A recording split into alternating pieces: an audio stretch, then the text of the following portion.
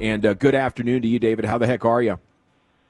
I'm wonderful, guys, and a very happy birthday to my guy, Brian Broaddus. Where's Brian? What's up, dude? Happy birthday, man. Well, thank you, sir. And in 2 days' time, happy birthday to you on the 14th as well.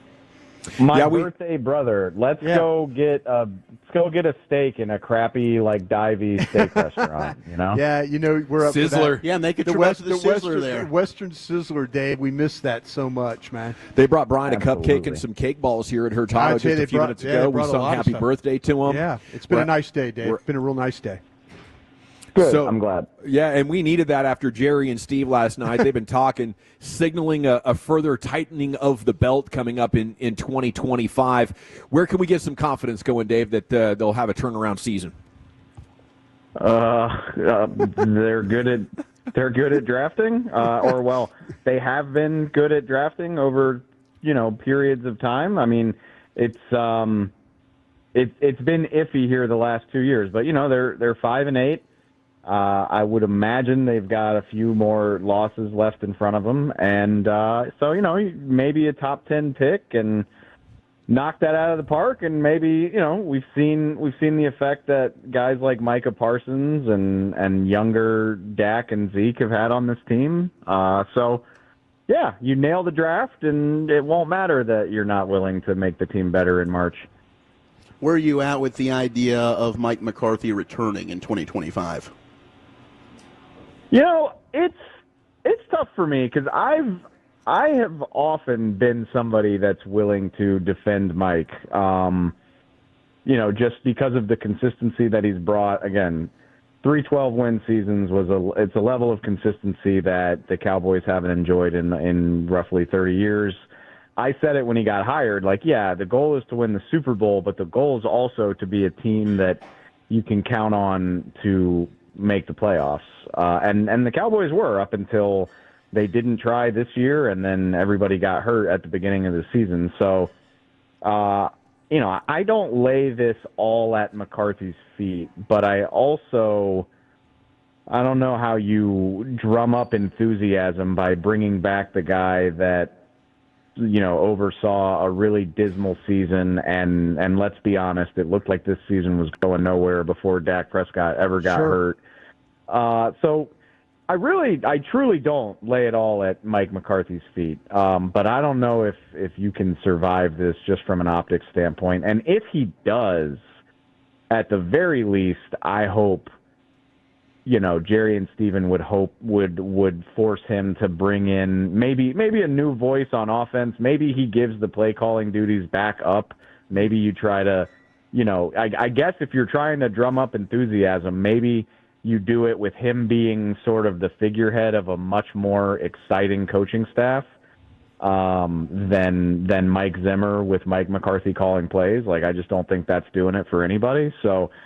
I think I like Mike more than the average Cowboys person, but I'd still be pretty surprised if they stick with that vision moving forward. Were you surprised that Bill Belichick made the move he did and maybe taking himself out of jobs? Or, Gavin and I were talking, or the show was actually talking about maybe that Belichick didn't have the support of teams in NFL that were looking for a head coach. Was he reading the room? Is that why he's in Chapel Hill right now, Dave? So I'm not surprised that he didn't get an NFL coaching job. And I think he can see the writing on the wall. Obviously, you got to assume Bill Belichick has really good connections and a really good network of people that'll tell him things. And I mean, Bill Belichick can get Jerry and Stephen Jones on the phone at the drop of a hat, I would guess. Yeah. So I think he had a really good read. I'm not surprised that he didn't get a head coaching job in the NFL because, again, all these teams are skewing younger and younger. People want guys who have a hand in the play calling, whether it's on offense or defense. It's crazy. When I started covering the NFL, I mean, we all remember how crazy it was when Sean McVay got his shot, and you don't bat an eye now when you see a 37, 38-year-old guy get a shot as an NFL head coach. So I think teams are drifting away from that Belichick model. What is surprising is that he would dive into college football, major college football. I mean, I get it. Like, it's got to be a blow to his ego for the NFL to not want him, and he'd probably rather be coaching than doing media, but I just think college football is a whole different ballgame, man. It is chaotic. It is expensive. It is demanding. It's so much more demanding than being a pro coach. I was kind of surprised that he went that route rather than, he could have stayed in the media and made a lot of money doing that. Or if he was just desperate to be in an NFL building, I would imagine somebody would bring him on as a consultant or something. But to try to turn a middling UNC program into a success at his age sounds exhausting. I wish him luck. Dave, do you feel like that maybe that Jerry Jones might have told him? You mentioned about pick up the phone. Do you think Jerry might have told him, I'm not making a coaching change? And Bill well, you know said, what? No, I don't think so. I don't think Jerry said I'm not making a coaching change. But to go back to what I just said, yeah, I could easily imagine that Bill Belichick was reading between the lines. Maybe Jerry and Steven don't pick up the phone for him, or maybe whatever conversations that he wanted had. this job. He might have wanted the Cowboys job, and he felt like that he could work with Jerry and Steven, but they kind of the way that they're talking, that it kind of scared him off. Like, well, I'm not going to have a chance for the Cowboys job, so I might as well get something I can get. I think for what his resume is, and the fact that most people agree he's the greatest NFL coach ever, or at least one of them, I think he didn't want to deal with the optics of going through another hiring cycle and being left holding the bag again like he was last year, because everybody was so surprised and caught off guard that nobody wanted him last year. And to do all that again and not get a job, I could imagine why that would be a little embarrassing for somebody who's accomplished as much as he has. David Helman, NFL on Fox podcast. I'm sure you've seen this idea kicked around of trading Micah Parsons. Where do you weigh in on that? I could go both ways with that. Me and Brian always joke about like doing good radio. Like, I could probably make whichever case you want me to make. Because I'm a draft nerd. I love like team building and allocating resources and managing the cap. Like, that's really what I get nerdy about when it comes to football. So the idea of having like 3 first-round picks to play with and getting a big contract, making that not your problem, like, that's very intriguing to me from a team building perspective. But if I had to draw a line, if you made me choose, I still think there just aren't very many guys that can do what Micah Parsons does. And you know what? He was second in the league in pressures this week. He's one of the leaders in the entire league in pressures, despite the fact that he's missed as many games as he has with injury. I know he's a big personality and he's kind of a lightning rod because he likes being in the public eye, but I don't think there's more than 2 or 3 pass rushers in the NFL that are better than Micah Parsons. There might not even be that many. So I think you gotta saddle up and do and work. Trying to build a team with an expensive pass rusher is a good problem to have. Okay, staying with the team-building theme, do you prefer an offseason that has Rico Dowdle remaining as running back 1, or Ashton Jeanty being your first-round pick in the top 15? I think the world of Ashton Jeanty. I think he's a hell of a player. I've watched him a lot this year, especially living out on the West Coast now. These Boise games happen earlier for me, so I'm not staying up till midnight to watch him play. But I love what Rico's doing. I'm so frustrated that it took the Cowboys 7 weeks to figure out that he was. Yeah. I mean, and like, people have kind of pushed back on me, like he's been their leading ball carrier for most of the season. And I'm like, BS, dude. Go look at the split.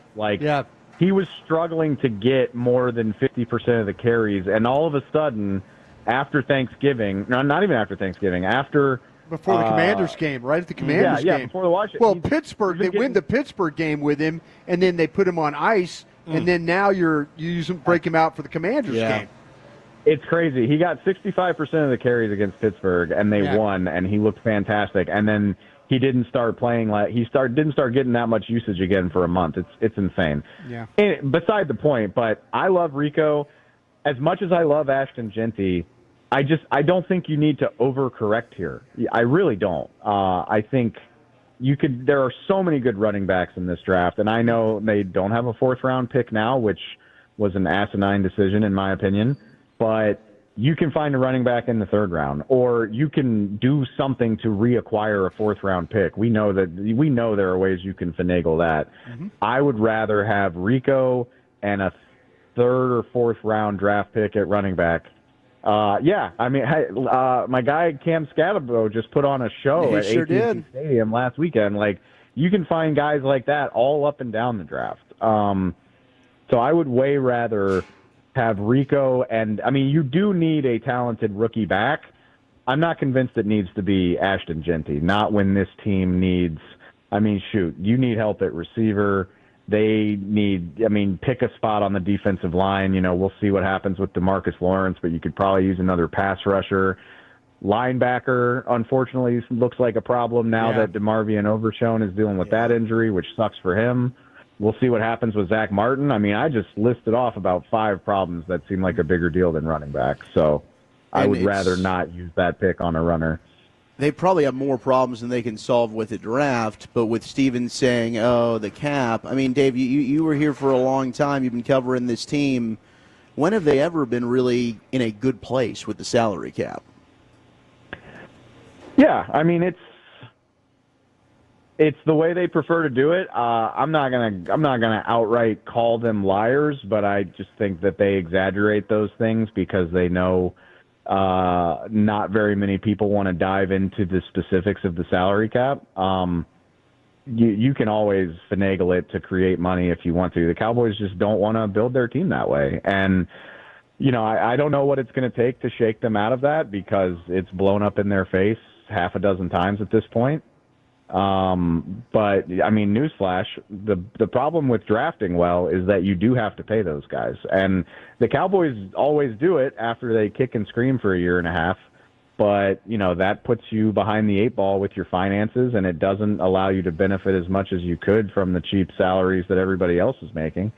I feel like I've said this more times than I can count back from when Brian and I used to do podcasts every day, but I'm not asking you to be the Tennessee Titans and go spend $200 million in free agency. I don't think anybody really wants that. We all know the teams that do that usually don't benefit, but you have to use all avenues to improve your team. You can't ignore one of the major components of team building and expect to get over the hump. I can point you toward all of the most successful teams in the league. Every single one of them has a big money free agent acquisition, whether we want to talk about what Xavier McKinney's doing in Green Bay for the Packers right now. You want to talk about Jonathan Grenard is the best pass rusher on the Minnesota Vikings.